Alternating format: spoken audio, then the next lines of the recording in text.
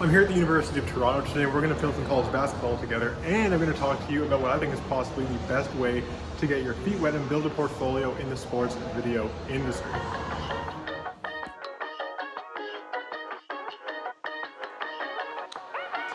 So I'm about to go film warm-ups, and one thing I like to keep in mind for basketball, or a couple of things rather, when filming basketball warm-ups, is I want to get tight shots in slow motion of player details and players' expressions to really show that focus before a game. And I like to get wide, low-angle shots that can show people from very cool angles, doing like warm-up dunks and things of that nature, because you don't get that access during a game. So if you're going to use those shots, you want to get them with funky lenses, like this 20mm one that we're using right now, before the game, where the movement's more predictable and you can get closer to the players. So that's what we're going to focus on doing for warm-ups, and then we'll get into the actual action.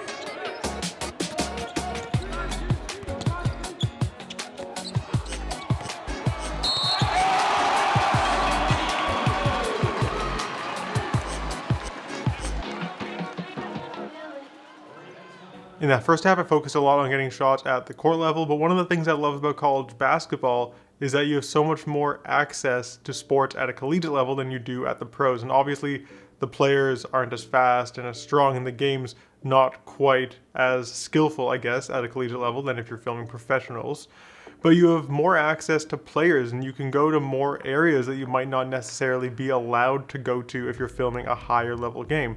And you can get closer to the actual subject that you're filming to get more interesting shots. So my plan for the second half was to go up high to the mezzanine level to get a cool, interesting angle, and then for the fourth quarter to go back down towards the home team's bench, so that if it's a close game towards the end of the game, no spoilers, then I can get lots of good reaction shots from the home team. So that was the plan. Let's see how it goes.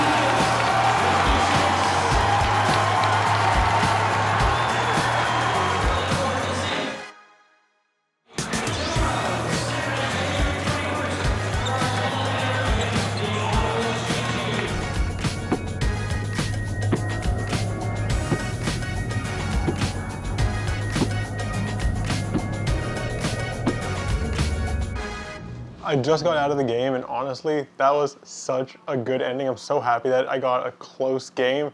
Emotions were so high there. Like, it's one of the reasons I love college sports.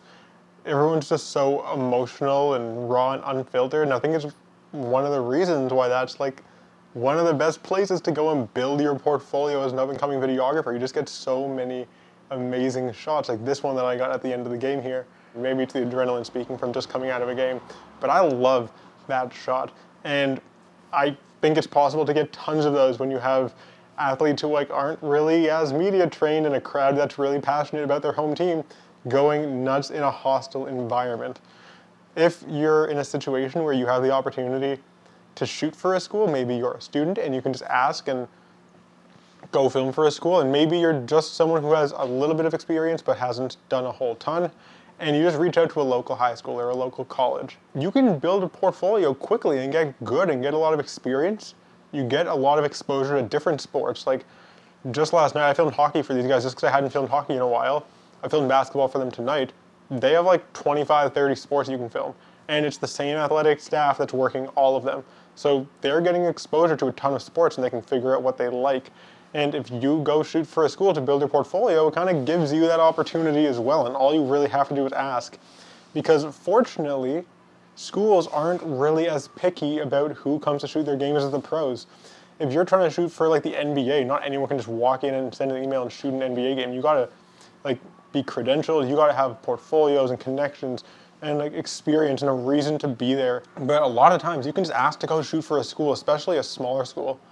And if you're a student, that's even more reason why you could be there. Most of the time, if you're polite and courteous and have like some sort of work and you're eager and work hard, get access, give them footage that will help them and build your portfolio at the same time. It's really a win-win, and I think it's like one of the most fun ways to film sports. It's literally just hobby for me at this point. I'll go shoot any college game because I just love it, and that's exactly why I'm here.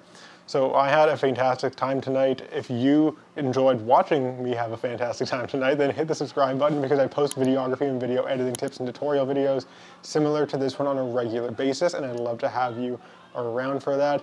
If you liked the way that my footage looked, I color grade it using my LUTs. I have my sports video LUT pack, which I use for all indoor sports, including the basketball stuff you saw here, as well as my football video LUT pack, which I use for all my football stuff and outdoor sports on my website. You can go check that out in the link in the description.